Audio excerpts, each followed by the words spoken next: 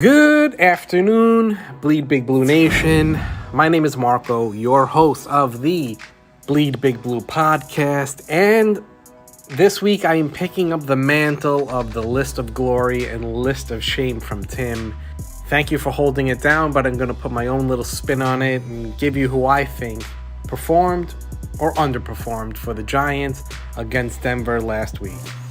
When Tim started it off, he always said he was going to start positive, and I'll do the same. I'll start positive. First off, number one on my list of glory is Sterling Shepard. One of the longest tenured Giants, if he's not the longest tenured Giants. Beyond the numbers, I like the guy, but he put in a solid game. 7 catches, 113 yards, including that initial TD by the Giants. When he's healthy, he's a threat. With the other additions in the passing game, Sterling Shepard could have himself a good year. So welcome to the list of glory, Sterling Shepard. I hope this is not the only time you're going to make the list, but I have a funny feeling you're going to have a good year. Next on the list of glory is his wide receiver compadre, Kenny Golladay. The numbers, they're okay. 4 of 64. But that were a bunch of tough catches in traffic, and he made it look easy. That's the reason why the Giants selected him in free agency. We needed a big target. Yes, I would have liked to seen him used more in the red zone. We didn't see much of it. It's probably coming. I hope it is coming. But it answered a few questions. Can we see some initial chemistry? How does the hamstring hold up? So far, so good. So, Kenny Golladay, welcome to the list of glory. And as I said for Sterling Shepard, I hope this is not your only time on this list. Next up on the list of glory is a player who has a lot of eyes on him and a lot of people who are doubting him. But Sunday, he played pretty well. While the offensive line didn't play as hot as I would like to see them play, I mean, there were some big missteps there. Andrew Thomas was solid. 0 quarterback hits, 0 sacks, and 2 pressures on, I believe, on 45 plays. That's 45 passing plays. Now, he was going against Nick Chubb, who's a good pass rusher. He's a good defensive talent, and he held his own. He actually more than held his own. So, welcome to the list of glory, Andrew Thomas. Speaking honestly, the Giants need you on there every week. And I hope that's the case. Now, to transition to the list of shame, and there's tons of people that we could have put on the list of shame. But I'll ease my way into it and start easy. Number 1 on the list of shame, Jason Garrett. The whole game plan looked unimaginative.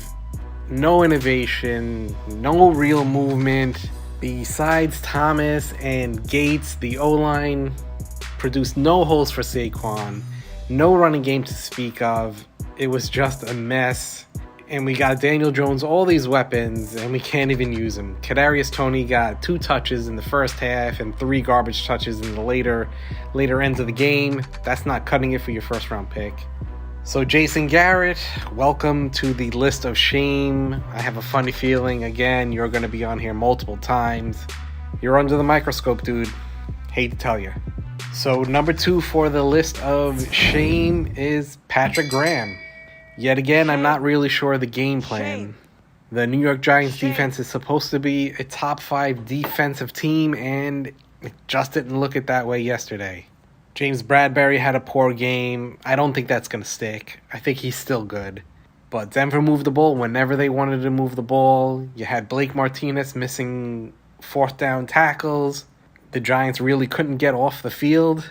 Yes, there were a few moments of good defensive play. Darnay Holmes had a few, but overall, it didn't look good. It's not the best start at home, finally with fans back in the building, and the defense throws up a poor game. Come on. So, Patrick Graham, I'm rooting for you. I'm pretty sure this is going to be a turnaround, but welcome to the list of shame.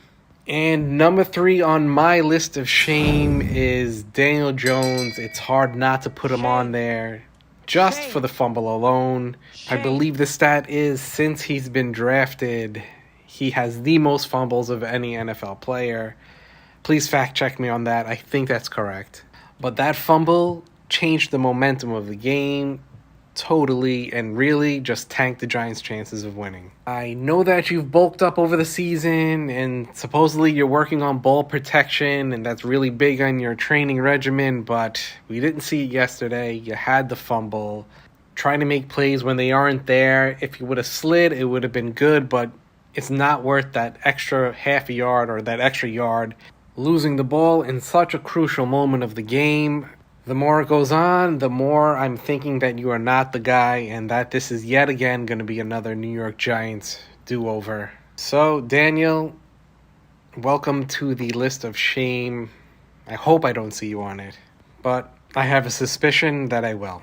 So I'm wrapping this up. Short week. They play tomorrow night at Washington, and tune in tonight. We'll do a podcast tonight on Wednesday, probably somewhere around 9 to 10 o'clock. So tune into that. Please hit the subscribe button, and I will talk to you all later on tonight. And let me know what you think down in the comments.